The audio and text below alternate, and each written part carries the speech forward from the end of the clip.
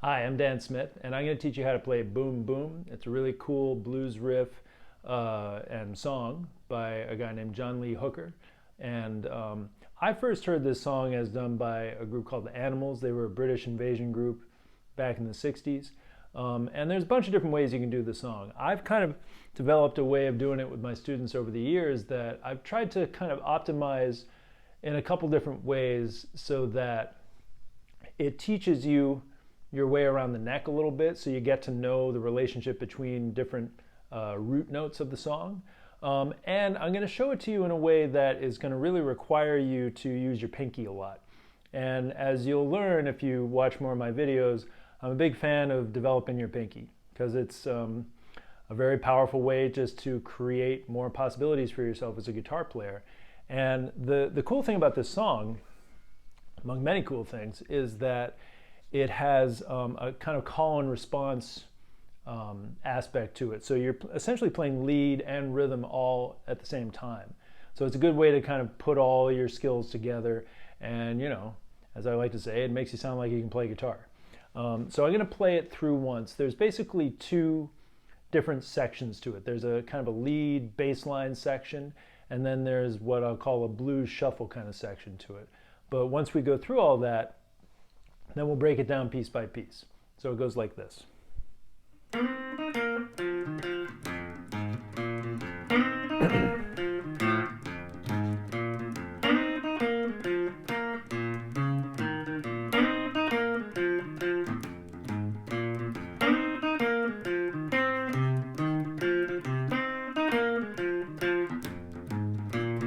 Boom, boom, boom, boom. I'm gonna shoot you right down. I'll take you in my arms, 'cause I'm in love with you. It's a love that's true. Boom, boom, boom, boom. Well, come on and shake, shake it, baby. Shake, shake it, baby. Come on now, baby. I don't mean maybe. Well, come on now, baby. You're driving me crazy.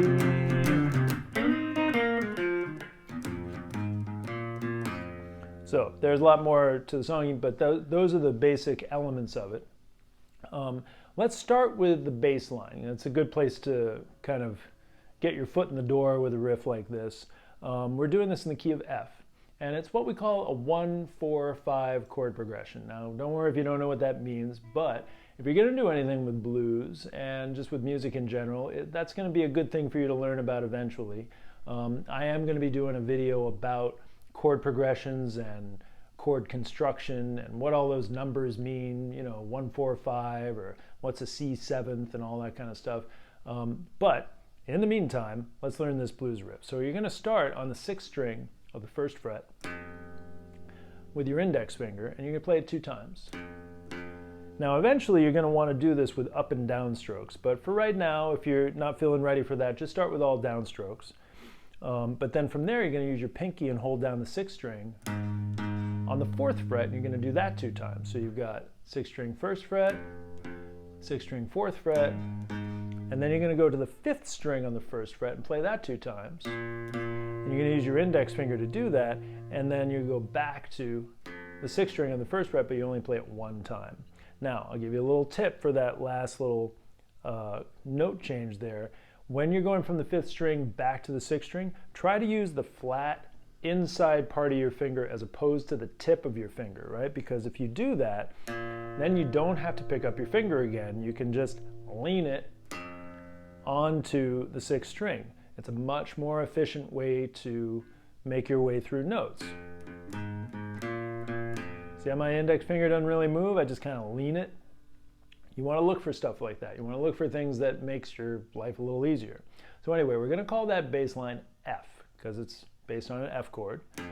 And there's a little bit of a swing feel to it, right? You might not get that right away. It might sound more like, which is a little clunky, right? But we don't want that. We want like a kind of more of a swing, like that. So that's something to work on. You're going to do that 2 times. Then you're going to do the same same frets and the same fingers, but you're going to go down one string to what we're going to call B flat, because it starts on a B flat, which is the 5th string on the 1st fret. So I just use my same fingers on the same frets, but one string down. You do that exactly one time, then you go back to the first part, which is what we call F. Once you've done that, then you go up 2 frets and down one string to the 5th string on the 3rd fret. We're going to call this part C, because it begins and ends on a C right there, the 5th string on the 3rd fret. And then you go back to F and you do that one more time. Let's go through that whole thing. I'm going to sing, and then eventually we're going to put that lead riff together. So it goes like this. Boom, boom, boom, boom. I'm gonna shoot you right down. Right, that was twice. I'll take you in my arms. Now I'm going to B flat.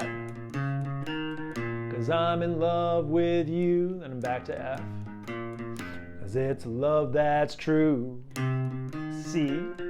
Boom, boom, boom, boom. Back to F. Now, one of the other benefits of this song is that if you're not good at singing and playing at the same time, the good news is when you're singing, you're not playing. And when you're playing, you're not singing. You can kind of like do a little call and response with yourself. Okay, so that's the bass line, but now we're going to put it together with the lead part. And we're going to start that lead part on the 3rd string of the 5th fret with my ring finger. And then I'm going to play the 2nd string on the 4th fret with my 2nd finger. And then I'm going to play the 3rd string again, but this time I'm going to hold it down with my index finger on the 3rd fret.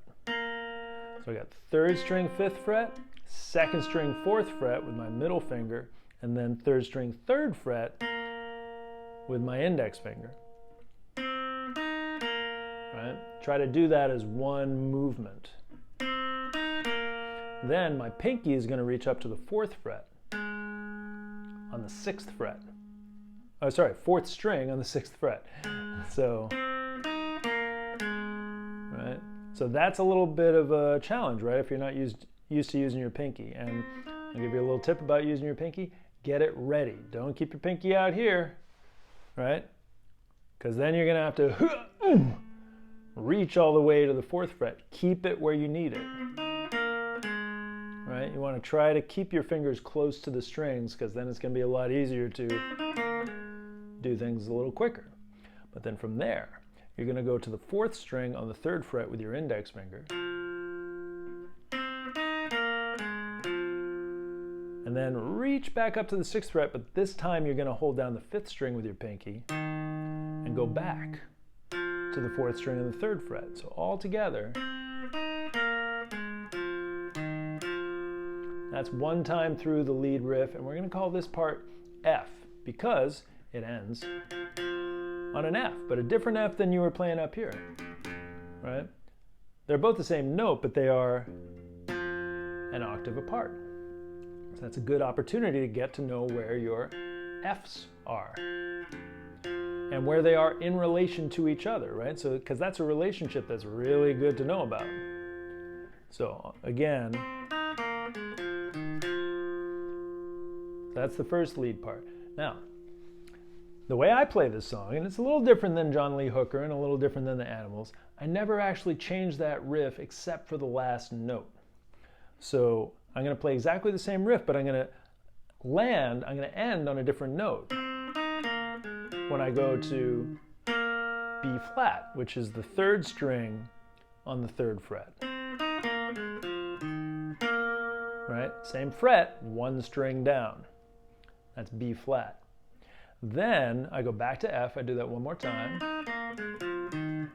back to the 4th string on the 3rd fret, but then just before the bass line changes to C, you're going to do the same riff, but this time you're going to end on a C, which is the 3rd string on the 5th fret, and it's actually the note you start on, right?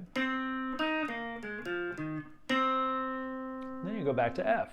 The only thing that's changing here is the last note of the riff. Now the real challenge comes when you put both parts together, where you do call and response with yourself.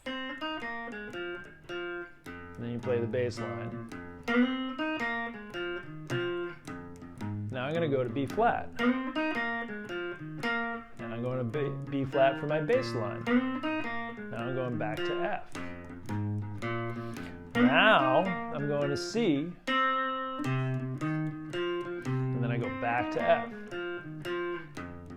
Now, full disclosure, there actually is an easier way to play this riff, but I'm not going to show it to you because I want you to use your pinky.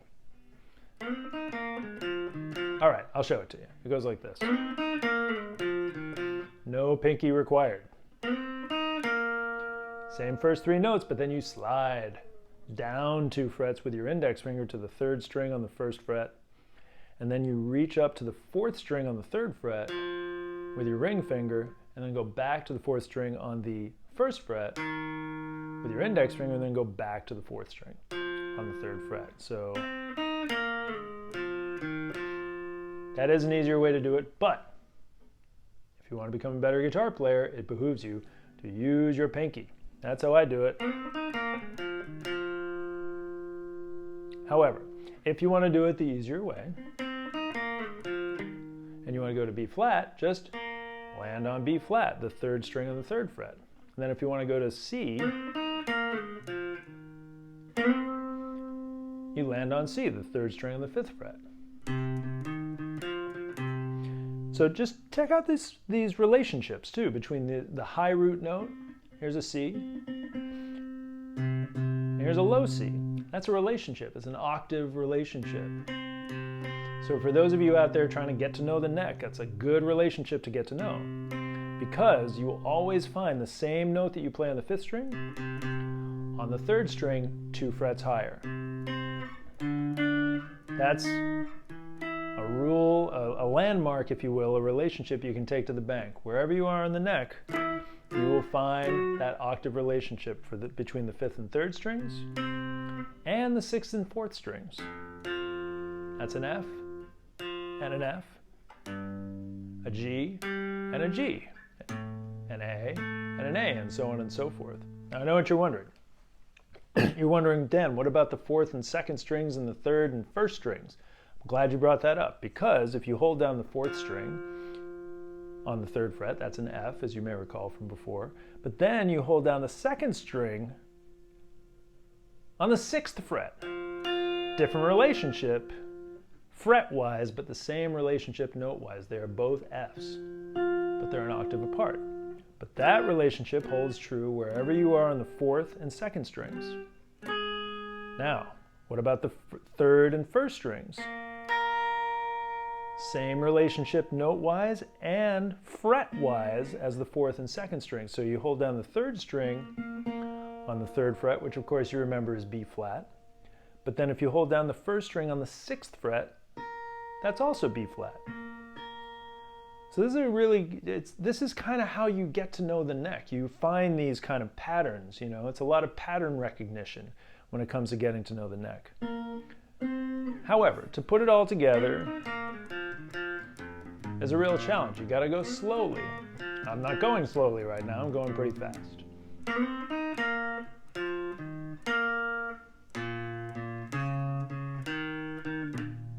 However, there's one other part to this song, which is the shuffle, right? The come on and shake it up baby part. Now, if you've never done a blues shuffle before, this is going to be a little bit of a challenge because you got to spread your fingers out across not just 4 frets, but actually 5 frets. But if you're feeling up to the challenge, it goes like this. You're going to put your first finger on the 6th string of the 1st fret, your ring finger on the 5th string of the 3rd fret, and your pinky, eventually, is going to go on the 5th string of the 5th fret, but you're going to start with your pinky off. You're going to do a down, up strum, and then you put your pinky down on the 5th string of the 5th fret, and do a down, up strum. It's what we call a blues shuffle, right? Now that's the part for F, but then eventually you're going to change to B flat. So it's the same strings, same frets, but 1 string lower. Then you go back to the F. Then you go up 2 frets to the 3rd fret and down 1 string for C. back to F. Now, how are you going to know when to change chords? Because you're going to listen to the vocal. I suggest you go and listen to the animals do it. Come on and shake, shake it, baby. Shake, shake it, baby. It's 2 shake it babies before you go to, excuse me, B flat for 4 beats, and then back to F for 4 beats. 1, 2, 3, 4, and then C for 4 beats. 1, 2, 3, 4, and then back to F for 4 beats. Then you go back to your riff. Now that's a really good transition to work on, to go from that shuffle back into that lead part. That's going to take some doing. You're going to have to slow it all down. Take your time and just isolate that one little transition there. So this is a fantastic song for developing your blues chops, your lead chops in general, and it's just a fun song in general to play. So that's Boom Boom. If you found this video helpful at all, please click like and subscribe because there is much more to come.